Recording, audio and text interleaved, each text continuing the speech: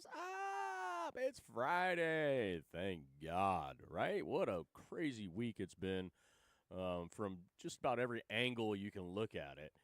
And holy smokes, is it nice to be to the weekend?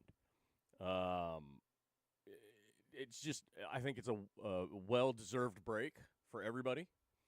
And hopefully, you out there that are struggling with the horrific acts throughout the whole week and prior, hopefully you can find it within you to detach for the weekend. Enjoy a fight. There's boxing.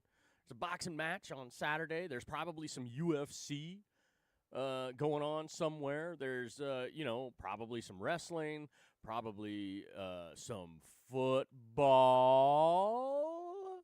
Yeah. Football. Yeah, baby.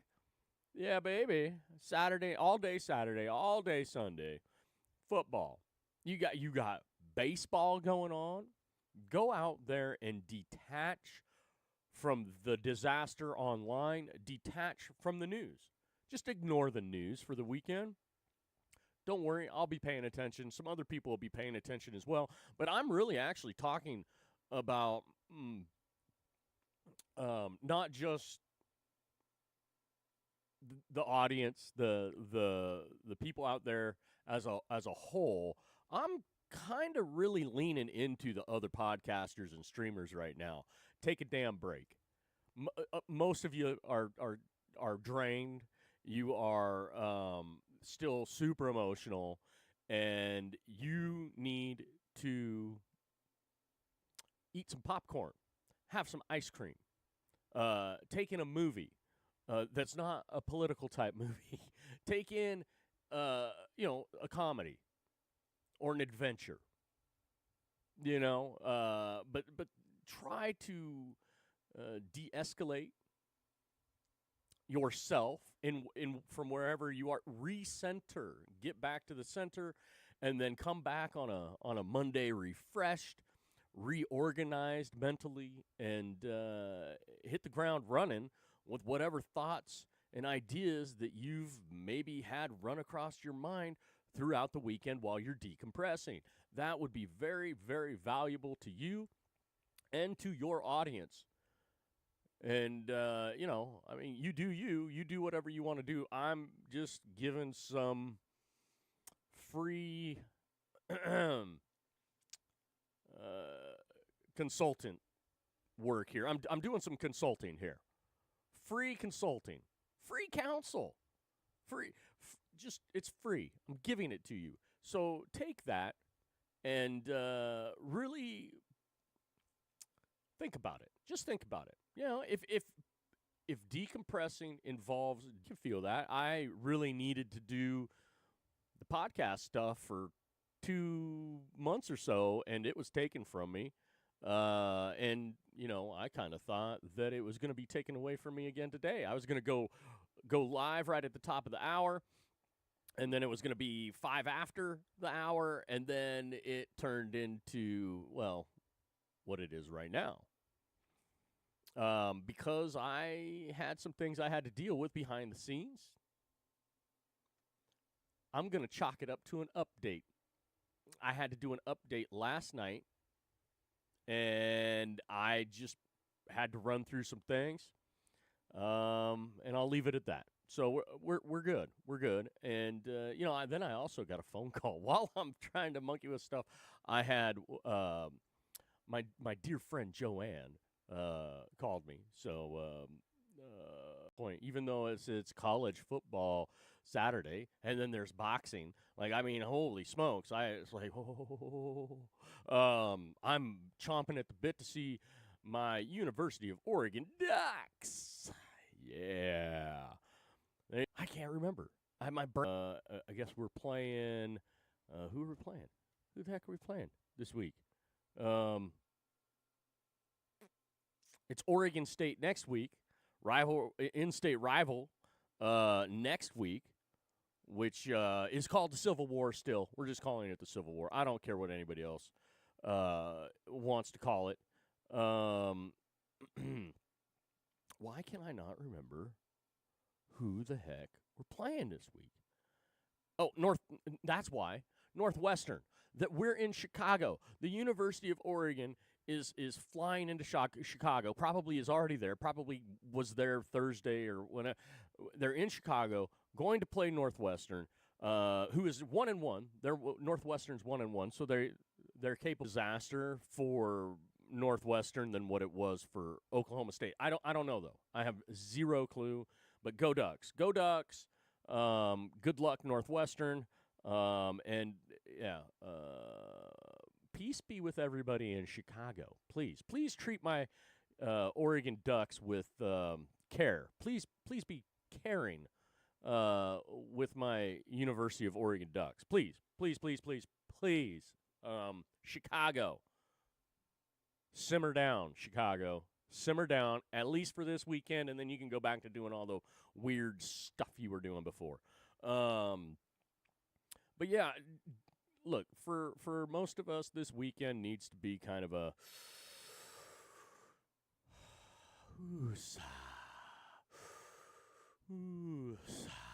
little reset. Maybe a little bit of a reflection from a better time. You know, reset with reflecting, with some retrospect to years that have gone by that were much better and much brighter and hopeful, and reset with those thoughts in your mind and hit Monday running with the new mindset of positivity. Yeah, absolutely. Um, Now, look, I've been noticing some things in the mainstream media on X and on other platforms that it's the mainstream media. Social media is mainstream media. I called this out a few years ago. I said this is what's going to happen. They're doing a little switcheroo on everybody here.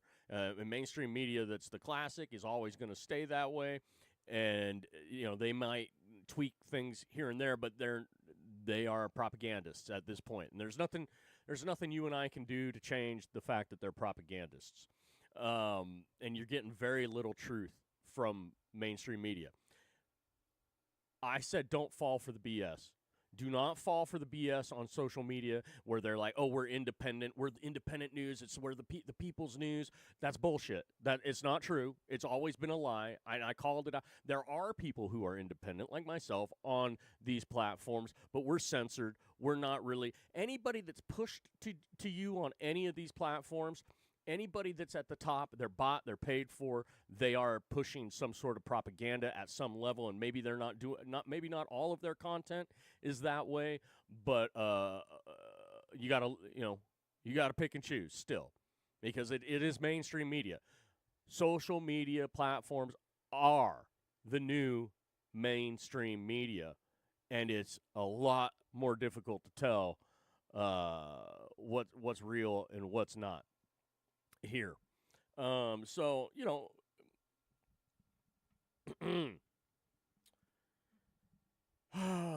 so seeing the narrative that's being pushed out there right now by a lot of people, not all, but the mainstream media that's here on social media, boy, oh boy, we got some problems. And a lot of people need to be called out. And I'll just do broad stroke of the brush like I'm famous for.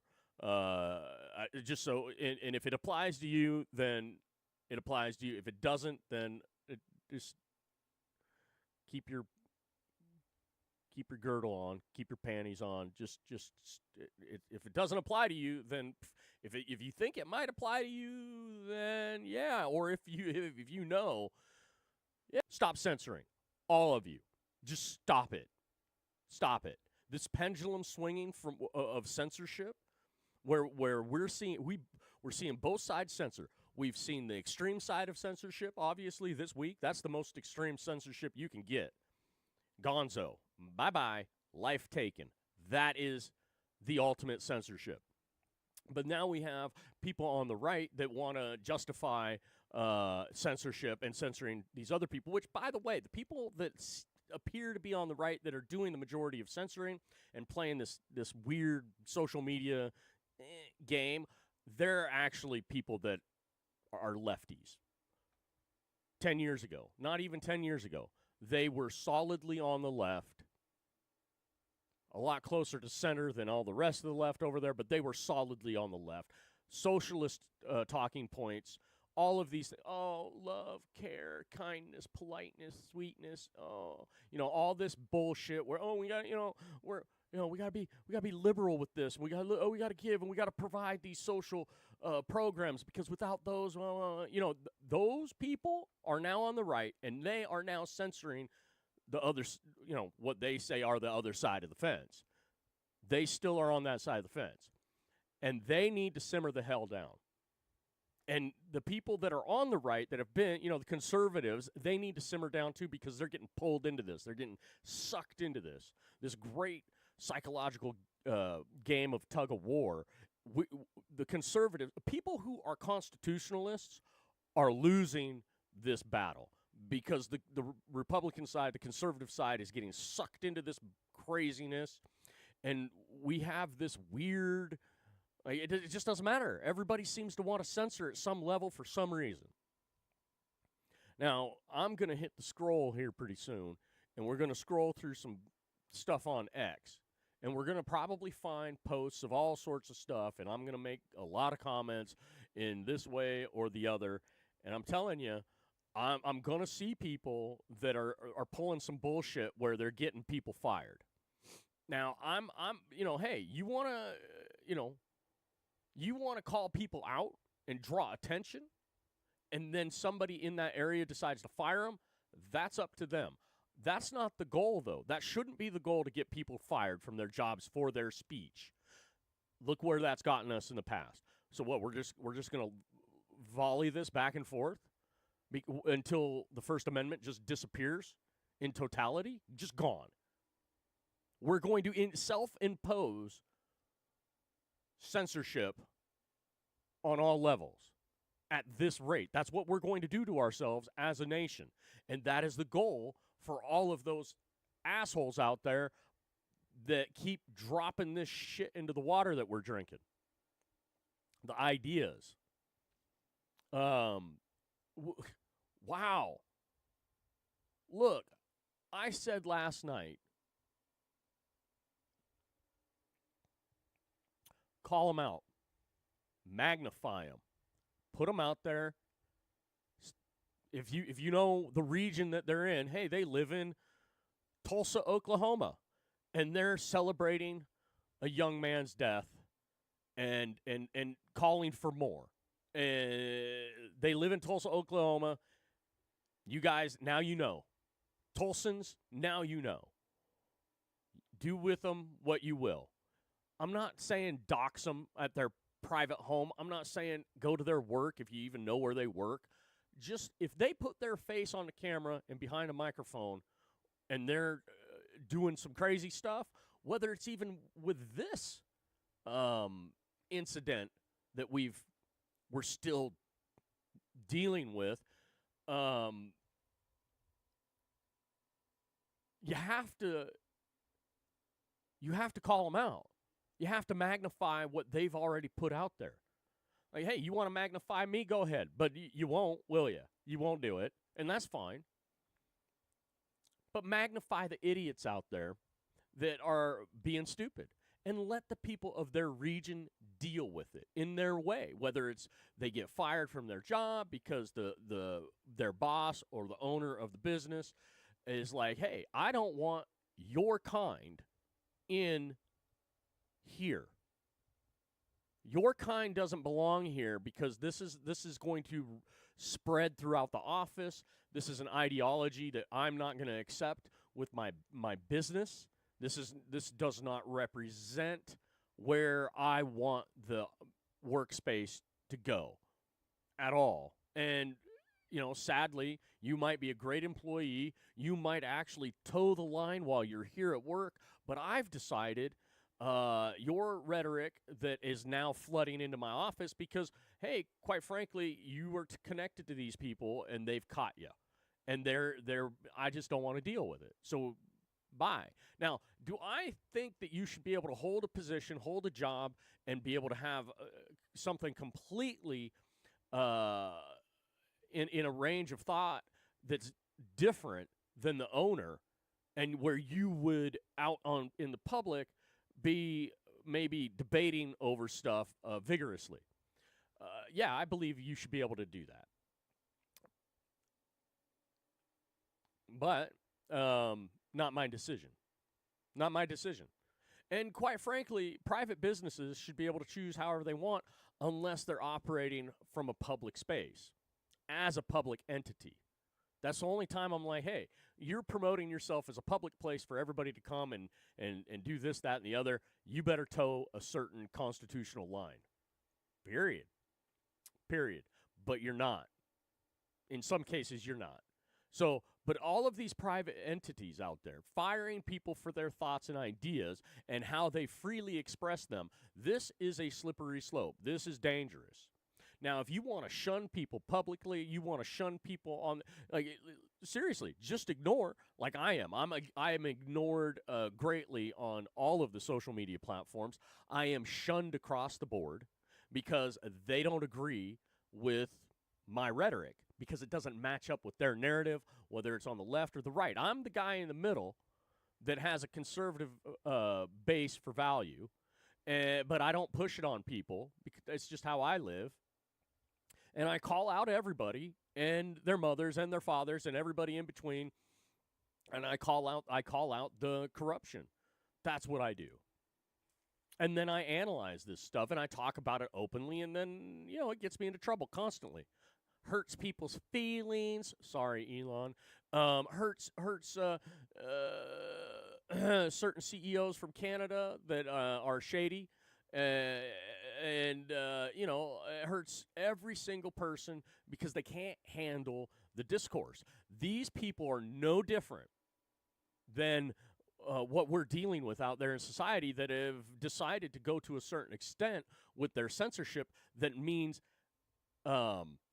completely deleting what they define as the problem. Complete deletion. Yeah. It's not a boycott.